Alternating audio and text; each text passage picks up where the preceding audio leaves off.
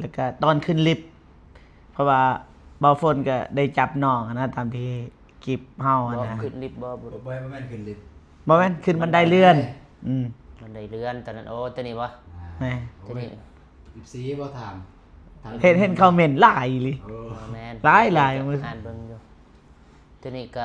มันเป็นสถานการณ์แนวนั้นนะ แม่น จักสิว่าอะไรแบบเป็นแบบเหตุสุกวิสัยนะเพราะว่าคันบ่ฝนสมมุติว่าน้องเพิ่นตกกันนะเพราะว่าน้องเพิ่นบ่กล้าขึ้นตอนนั้นบ่กล้าขึ้นทันใดนะเพราะบ่ตูนเพิ่นขึ้นก่อนบ่ตูนสิดึงอยู่หากแต่ว่า น้องบ่ทันขึ้น ไปเลย แม่น้องบ่ทันขึ้นคันบ่ตูนจับบางเทื่อน้องล้มเลยเพราะว่าคันใดมันหมุนเลยนะ แม่นบ่ตูนมาสิไกลกว่าเก่าอีก แม่แล้วก็จับน้องนี่มันก็บ่ได้พอดีบ่ฝนอยู่ลุ่มมันนี่ทางหลังน้องประคองน้องซื่อให้น้องขึ้นนะของน้องก็บ่กล้าสิขึ้น มี FC ว่าอย่าไว้ใจเบาฝนเด้อ รู้จักสิตอบเลยตัวนี้เนาะมัน ผมกับใจ FC เป็นห่วงแต่ว่า แหม่ถ่ายคลิปอยู่เด้อน้องเดิม โดย คือว่าตอนนี้อายอยู่ในเมืองหั้นนะมื้ออื่นก็สิกลับแล้วเพราะว่ามื้อนี้ก็ได้นอนบ้านพักก็มื้ออื่นนี่สิกลับบ้านนะน้องมีหยังอยากได้เป็นพิเศษบ่ บ่มีหยัง โอ้เอา ซื้อข้าวจีก็ได้ อีหยังก็ ซื้อข้าวจีก็ได้ ข้าวจีภาษาไทยเอิ้นหยังข้าวจีขนมปังเอาลายบ่ก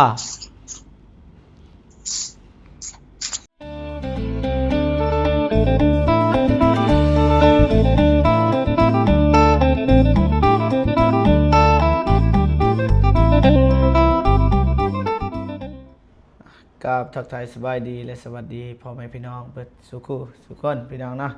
ตอนนี้ทางทีมงานเฮาก็สิเคียมรับเคียมนอนแล้วพี่น้องเนาะแต่ว่าบ่เจ็บก็มาอัปเดตให้พ่อแม่พี่น้องได้เบิ่งได้ชมนํกันว่าเฮานอนจังไดกินจังไดพี่น้องนะแต่ว่าเฮากินเรียบร้อยพี่น้องนะมีแต่สิหลับสินอนก็ทาง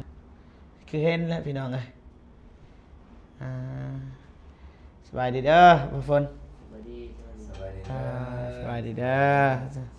เห็นยังอยู่ อยากนอนเลยนะ อยากนอนบ่ ได้ จะได้มื้อนี้มานั่งนำกันบ่ฝน อยู่ไหนวะ มานั่ง มันที่รถตัว ผู้ใดก็ได้ไปนั่นใดก็ได้ โอ้ยจนเด็กอันนั้นน่ะ นี่ยัง ไม่ใช่ฮะนี่ไหมมันอยู่ไหนนี่อยู่ในมือน่ะอยู่มือนึงมา นั่ มามีแนวสิถาม ถามเลย มีเรื่องอย่างเด้บัดนี้ กับบ่มีเรื่องไผสิกะมีเรื่อง กับบ่มีเรื่องแต่ว่าอยากถามบ่ฝนก่อนก็ได้ เนาะ ความรู้สึกที่ได้ไปเที่ยวมื้อนี้แล้วก็มีน้องบองไปนำความรู้สึกแนวใด รู้สึกบ่สำหรับบ่ฝนเองก็รู้สึกหลักๆก็ม่วนเนาะที่ว่าทีมงานเฮาได้มาเล่นนํกันม่วนแล้วก็ดีใจที่ว่าเห็นน้องบองเพิ่นแบบมีปฏิกิริยาที่ว่าแบบครั้งแรกอะนะน้องเพิ่นเห็นน้องเพิ่นมีความสุขอะนะแบบโอ้ ตอน ได้เห็น เข้าลิฟต์เนาะ แมนก็เลยมันรู้สึกว่ามีความสุขอะนะที่ว่าน้องเพิ่นได้เปิดหูเปิดตาแล้วก็ดีใจอะนะดีใจแห้งอะนะที่ว่า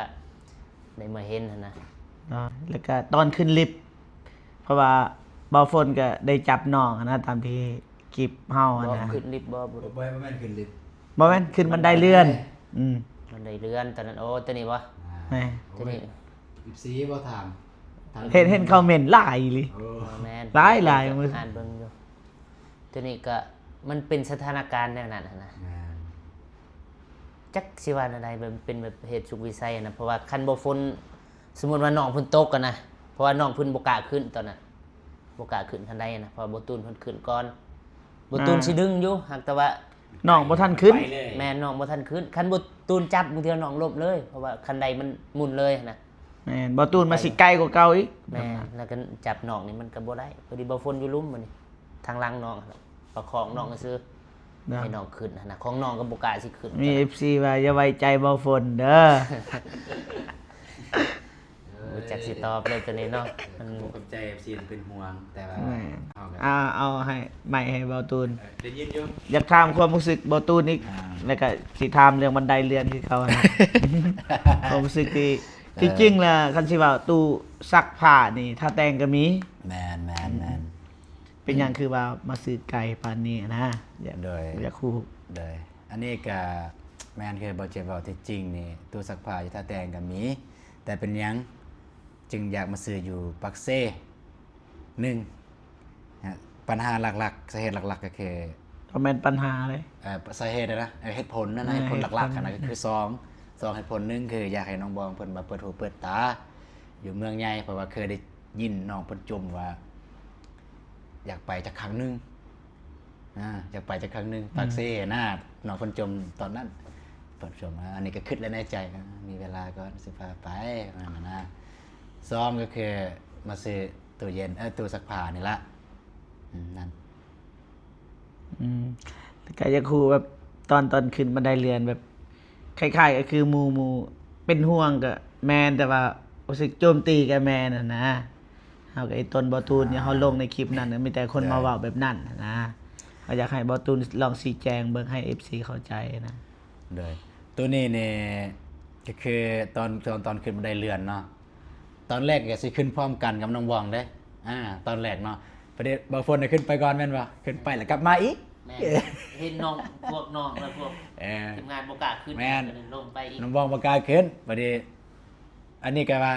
สิก้าวขาพร้อมกันเลยกับน้องบองตอนแรกนะ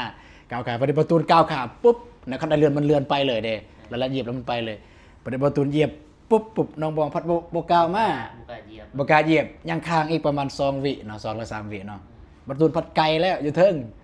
ประเด็นในจังหวะนั้นประเด็นบฝนอยู่ใกล้น้องบฝนอยู่ใกล้ประเด็นน้องบอกเพิ่นกล่าวมาประเด็นแน่นอนละเว้าเรื่องในสถานการณ์ในตอนนั้นนะผู้ใดได้เปรียบผู้ใดได้เปรียบที่อยู่ใกล้ๆถ้าสมมุติน้องบอต้องการความช่วยเหลือเนาะถ้าบ่ฝนอยู่ใกล้แน่นอนบ่ฝนต้องซอยบ่เจ็บอยู่ใกล้บ่เจ็บก็ต้องซอยบ่ฝนนั่นแหละ แม่น บ่ปล่อยให้น้องเพิ่นตกแล้วลื่นล้มก็ต้องซอยต้องอันนั้นนะประมาณนั้น แม่น แต่ทำความรู้สึกบ่ตูนคิดในใดบ่ฝนซอยแบบนั้น ดีใจ สมมุติว่าฝนบ่ซอยเสร็จน้องบอกอาจจะลมกระแทกใส่ อันนี้เนาะ แม่ แต่เหยียบบ่ถึกจังหวะอีหยังก็สิลงอยู่ แม่น FC เขาก็ว่าบ่ให้ไว้ใจบ่ฝนที่จริงเฮาก็ต้องซอยแหละ แม่น เมียหรือว่าเมียคนอื่นก็อย่าถ้าเฮาเจอ แม่น เหตุการณ์แบบนั้นเขาก็ต้องซอยนะ แม่น เพราะว่าประมาณนั้นนะ บ่ตูนขึ้นน่ะบันไดมันบ่แม่นได้อยู่นะมัน ได้ ไป ไปเลยว่าจังหวะนั้นบ่ตูนสิกลับพอดีจังหวะน้องบองก้าวเข้ามาแล้วบ่ฝนก็ซอยเลยนะก็บ่ได้ขี้หายอีหยังหรอกภาพนั้นบ่ได้ขี้หายอีหยัง มันบ่ได้เป็นการลวนลามมัน แม่น เป็นข้อซอย บ่ได้ที่หายอีหยัง เฮานี่เบิ่งในแง่ดีเฮาซอยคน แม่ ซอย น ประคอง แม่นซอยที่ ไว้ เฮาก็อยู่ไกลถ่ายคลิปเด้เพลินอยู่แบบเดกองใส่เด็กน้อยเข้าท่วงอะนะแล้วก็เดกองใส่เดกองกลับก็กำลังสิขึ้นนะประมาณนั้น แต่จริงกับทีมงานเฮาก็ได้ลมลังไม้แน่แล้วกับน้องบองว่าเคยขึ้นบ่กันเคยเจ้ากล้าบ่เจ้าเฮ็ดคือเจ้าบ่กล้าขึ้นแล้วก็เจ้าขึ้นเจ้าล่มแต่ว่าขึ้นไปขึ้นมามันสิเป็นอันตรายอยาละบ่เฮ็ดจังซั่น อันนี้แบบเอาทำลังไม้อะกล้าบ่หยอกทามลิ้นนะน้องมันว่าบ่กล้าคันบ่กล้าบ่เป็นหยังเด้อสิสอนขึ้นก็สอนน้องเพิ่นบ่กล้าขึ้นบ่ได้บันไดที่2เขาจึงกล้าเนาะจึงขึ้นสบายเปิดเลยเพิ่นกล่าวเข้ามาพร้อมกัน แล้วเดี๋ยวนี้เก่งเป็น วันนี้เป็นแล้ววัน จะได้ นี้ จะมาขึ้นอีก ตื่น แต่ว่าเห็นปฏิกิริยาของน้องอะนะตอนเขาลิฟต์ทำอิฐแล้วก็เปิดออกมาแล้วก็เห็นซันสอง ตกใจเนาะ ตกใจเด้ ทั้งตกใจทั้งดีใจเลย โอ้กับคำถามคือเขารู้สึกเนี่ยรู้สึกดีใจที่เป็นส่วนหนึ่งให้น้องมีความสุขเป็นส่วนหนึ่งนะดีใจเพราะว่าแน่นอนเนาะเขาลิฟต์เนาะตอนซันหนึ่งเนี่ยรูปภาพเนาะภาพสิ่งอ้อมข้างมันต่างบัดฮอบซอง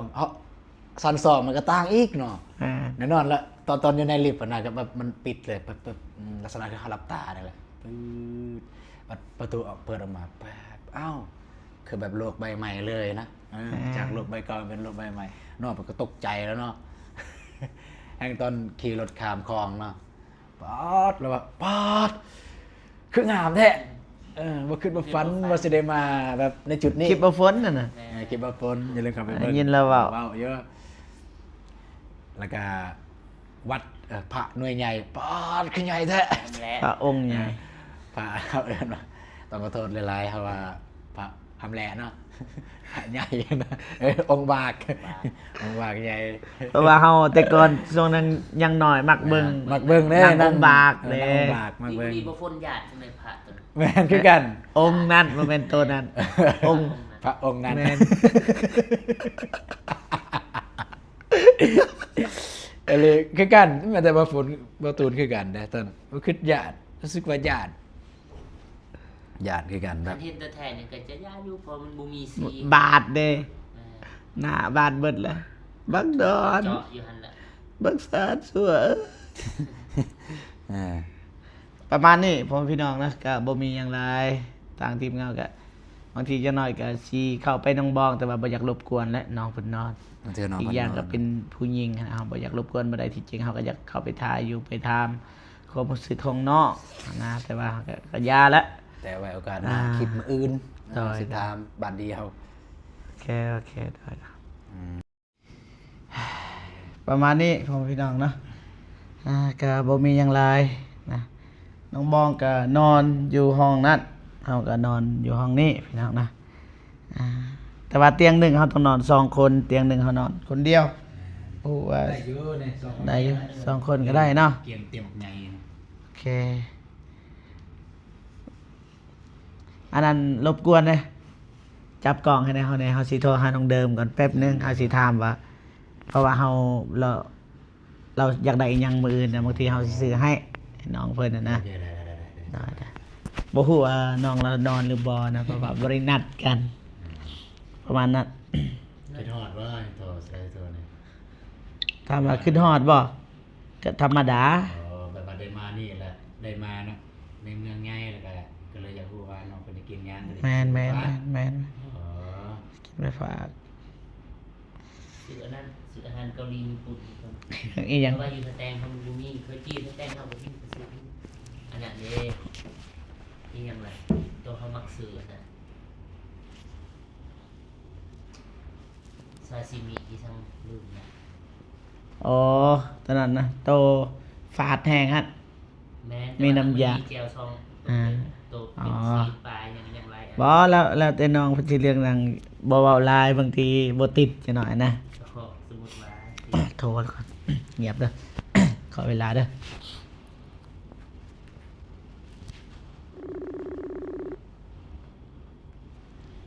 จินดา เดิม น้ำเดิมที่เราไงอย่าปากใส่คนเขาลงกันรถ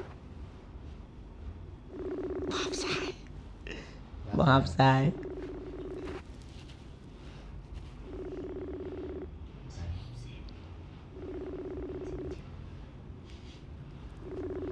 ใส่แต่งให้ว่าตื่นนะ ฮัลโหลสบายดี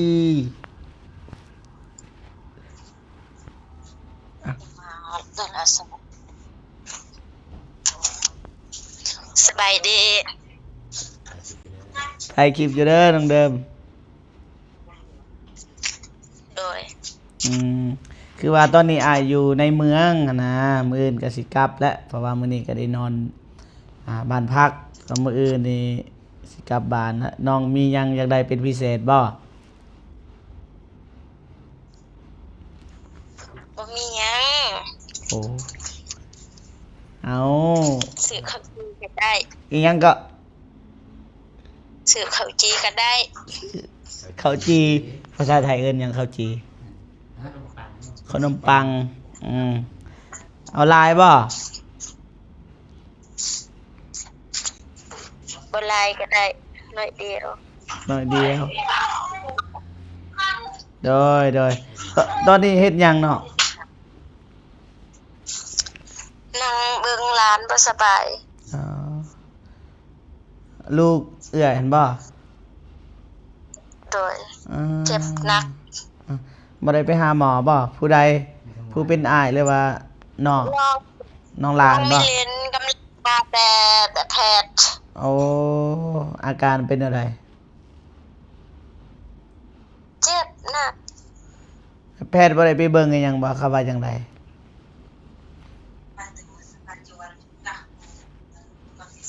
กำลังสักแล้ว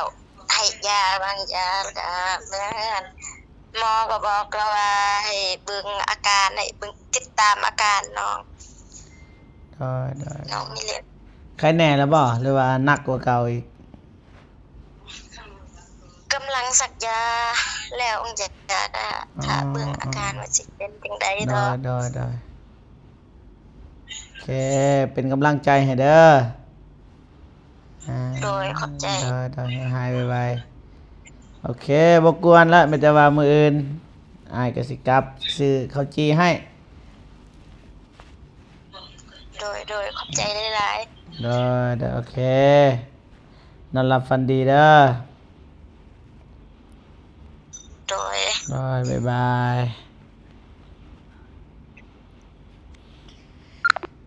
เรียบร้อยข้าวจี น้องเดิน ก็ดีอยู่ข้าวจีคันหมูอยากได้แนวแพงนี่ ตาย บาปเฮาดีแล้วบ่ลบมาก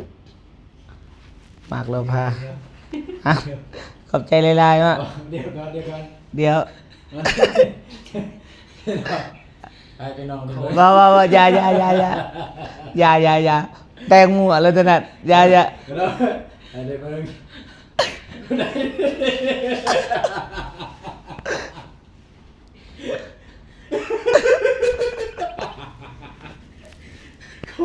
โคตร อีหยังว่าบ่พ้นแต่งกันน่ะ บ่เชื่อ ตายแล้วเวทแบบนี้ มีสุดคักแน่มีสุด 14เพิ่นเต็มผมเสีย มีสุดทรงผมไปใช้เลย คือนางคืออาจารย์จีน โคตรว่าป่า คืออาจารย์จีนวะคืออาจารย์จีน AI โคตรเจ๋งเลย เออ เอาโยเอ้าคากุดบัก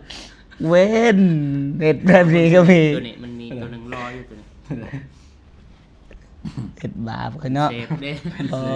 เป็นเซฟก็โอเคอยู่ ไปแจก คักดีเฮ็ดเปิดบ่โอ้บ่ฝน บ่แม่น เอ้ย บ่แม่นคน โอ้ย เอ้ยแล้วบ่ฝนใส่เบิ่งฮูปเมื่อกี้นี่ อ๋อไปถ่ายประตูไส้บาทเนี่ย ปาดเท่าเตียง เตียง กับเบาเจ็บ ไปฮอตปารีสพุ่นไหนเบิ่ง ปาเลส ใช่ บาทเนี่ย โอ้ ไปตอนใดเนี่ย บ่คนได้ถ่ายแต่นี่บ่จื้อจักเดือนเลย หล่อนะใส่ในโทรศัพท์เรา รอ รอเลย คักอยู่ พอแล้วสิ พอแล้ว บ่า เห็นลายอยู่หั่น นี่ เรื่องสุดโต ปาดเท่าปาดเท่า กินงวงท ปัด อง เท่า กินวาย แต่งเบิด บ่ เป็น ฝน แต่งเบัดทูละปาดนักธุรกิจเบิ่งปาด ตูน บ่ตูน ปานไหนเนาะ เออ บ่ตูนคือ บ่ตูนละคือ เขาว่าบ่ฝน เบิ่งหน้าดิ บ่ตูนคือนักธุรกิจ นี่ อีหยังเด้กับควายจะไปแต่งเฮ็ด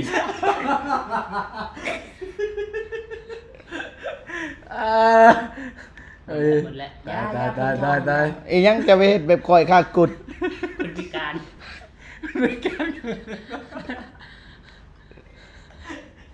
เบิดสภาพ โอ้ยเดี๋ยวได้ก็มีตายเลย โอ้ย โคตรโฟนี่เจ้าโอ้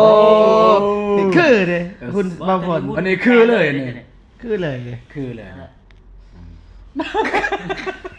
ก็ไป บ้านนี่แหละ กูมาบ้านไหน มัวสั่วนะว่าฝนแต่งงูตังบาปหรือฝนเฮ็ดกับอาจารย์โอ้เสียฝน เสียญี่ปุ่นนี่เด้อ บ่เจ็บ เอ้า บ่เจ็บบ่เนี่ย ไปเฮ็ดคลิปเฮาได้จังได๋บัดนี้ เอาไปนอนกอดกัน ตายแล้ว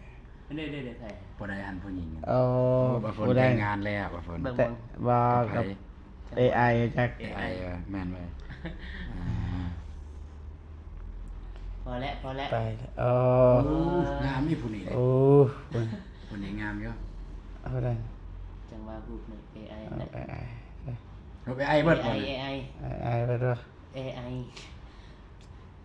เริ่มบ่จักเสือแล้วตัวใด AI ตัวใดอันภาพแท้ ไม่บ่มั่นใจเลย พอแล้วพอแล้ว เบิด AI หนึ่งยาแล้ว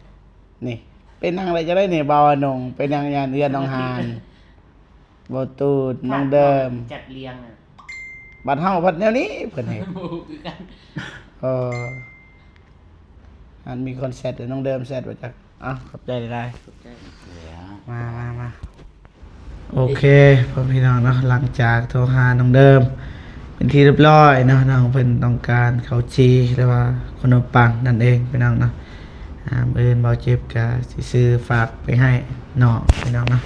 แต่ว่าตอนนี้ทางทีมงานเฮาก็หลับนอนแล้วสิหลับแล้วพี่น้องพากันนอนก่อนพี่น้องเนาะมื้ออื่นเจอกันใหม่พี่น้องเนาะจังได๋ก็ขอบคุณผู้ใหญ่ใจบุญทุกท่านนะที่เข้ามาเบิ่งมาชมคลิปของเบาเจ็บตั้งแต่ต้นจนจบแล้วก็บอกคำโฆษณานอกจากใดก็ขอให้พ่อพี่น้องหลับฝันดีนะมีความสุขตลอดปีตลอดไปเด้อสาธุนะโอเคเบาเจ็บก็สิจบคลิปก่อนเกียมหลับเกียมนอนแล้วนะพอๆกันสำหรับ จะบ่นอน มื้ออื่นพอๆกันใหม่สำหรับมื้อนี้ก็ขอกล่าวคำว่าสบายดีเด้อพ่อพี่น้องเบิดสุขสุขคนพี่น้องนะสบายดีบ๊ายบายเด้อไปนอน